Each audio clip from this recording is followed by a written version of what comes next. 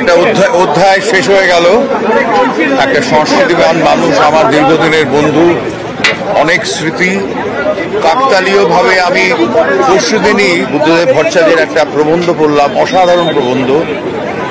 সেই লোকটা চলে গেল আছে। আমাদের সিনেমার ইন্ডাস্ট্রির জন্য তো অনেক করেছেন, মানে ওর উদ্যোগে সত্যজিৎ রায়, মৃণাল সেন, রাজেন তরফদার, তরুণ মজুমদার, আমি এবং বুদ্ধদেব দাশগুপ্ত আমরা আমাদের গুরুত্বপূর্ণ কতগুলো চলচ্চিত্র নির্মাণ করেছি। আমি ব্যক্তিগতভাবে বলতে পারি আমি ঋণী, কারণ ওর মানে প্রায় ইনসিস্ট করে আমাকে পদ্মা নদীর মাঝি করিয়েছিল। দিল্লিতে একবার নজর রাখা যাক সরাসরি একে গোপালন ভবন, সেখানেও শ্রদ্ধা জানানো হচ্ছে। প্রকাশ কারাত রয়েছেন, বৃন্দা কারাত রয়েছেন, সেখানে পতাকা, দলীয় পতাকা অর্ধনমিত রাখা হয়েছে। মৈত্রী রয়েছেন এখান থেকে আমাদের সঙ্গে। মৈত্রী, কারা রয়েছেন এখানে? দেখো, বৃন্দা কারাত, প্রকাশ কারাতটা তো রয়েছেনই, তার সঙ্গে সঙ্গে আরো অন্যান্য দলীয় নেতারা তারা উপস্থিত হয়েছেন।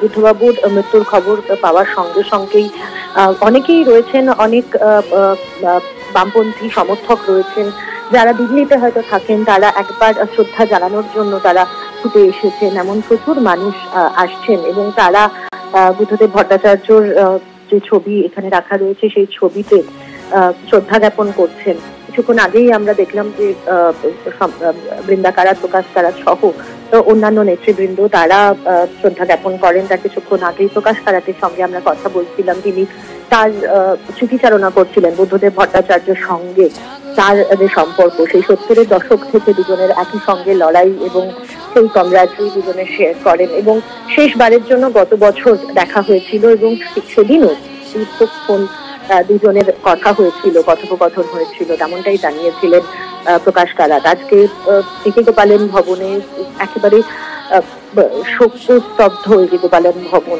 এবং যে সমস্ত নেতা নেত্রীরা আসছেন তারা প্রত্যেকেই কার্যত বাকরুদ্ধ। যখনই তাদেরকে কিছু বলা হচ্ছে, তাদেরকে কিছু আমরা জিজ্ঞেস করছিলাম বুদ্ধদেব বাবুর সঙ্গে তাদের কোন স্মৃতিচারণা, তারা বলছিলেন যে আজকের তারা সেই মানসিক অবস্থায় নেই। তার কারণ বুদ্ধবাবু অসুস্থ ছিলেন বটে, কিন্তু তিনি লড়াকু কমরেড ছিলেন, ফলে সেই জায়গা থেকে তারা হয়তো আশা করেছিলেন এবারও লড়াই করে নিজের অসুখের থেকে ফিরে আসবেন বুদ্ধদেব ভট্টাচার্য, কিন্তু এবার তাদের সেই আশা পূরণ হলো না এবং চলে গিয়েছেন Buddhadeb Bhattacharya.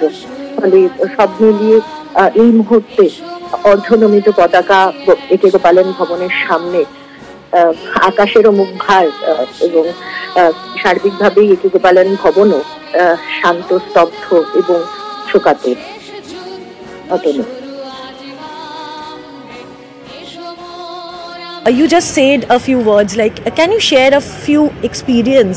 This is a very sad moment, I'm sure. I've been a colleague of Comrade Buddhadev Bhattacharya since 1974-75. I have known him when he was a leader of the youth movement in Bengal. So we have a very long association and we have gone through various twists and turns, ups and downs in our party and movement.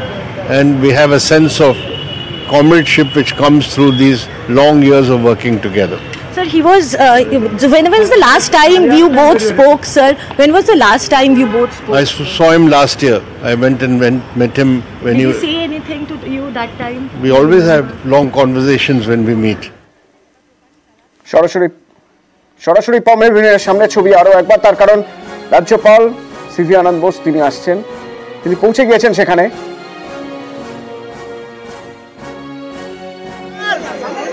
এর আগে রাজ্যপাল সস্ত্রীক একবার দেখা করতে এসেছিলেন পাম এভিনিউতে অসুস্থ বুদ্ধদেব ভট্টাচার্যকে দেখতে।